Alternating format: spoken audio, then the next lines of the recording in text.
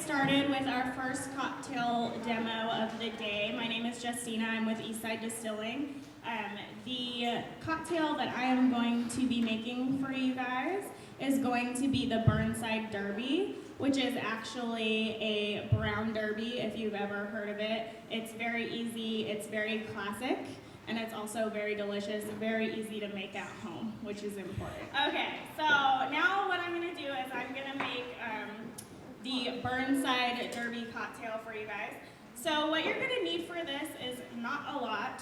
You're gonna need some Burnside bourbon.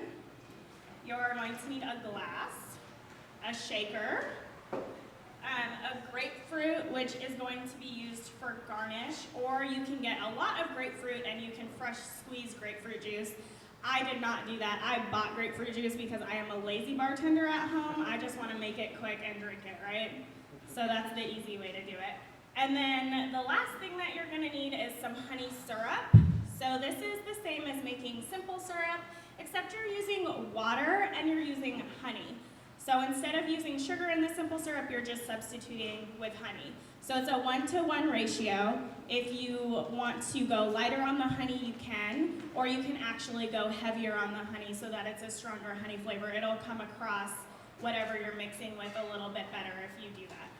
I did a 1-to-1 ratio, and I used a wildflower honey, but depending on what kind of honey you use, you're gonna get a different flavor for your syrup. All right, so the first thing that I'm going to do is put some ice in our cocktail shaker.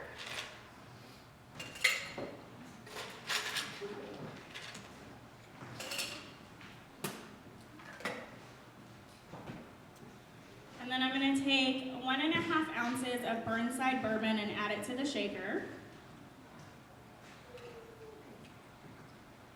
Carefully measured, right?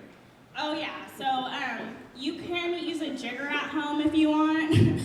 I like to eyeball it or do the count method. So this would be a 6-count pour. I probably did a little bit more than that because I really like bourbon, so I make it a little heavier.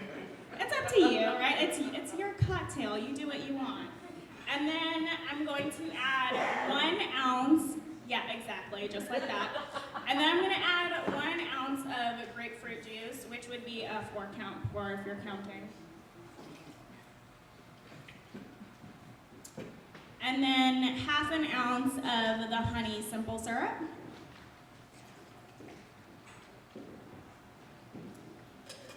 And then you're going to shake this up. Make sure you put the top on your shaker really well. We don't want to have like a situation. It has happened to me before in front of like 30 people. So, and then what you're going to do is, if you have your cocktail shaker will probably have a strainer on top. So you're just going to strain it into your glass and make a mess while you're doing it. Because all the things that are good in life are messy. And then what I'm going to do is I'm actually going to garnish with fresh grapefruit. It's a really big grapefruit, actually.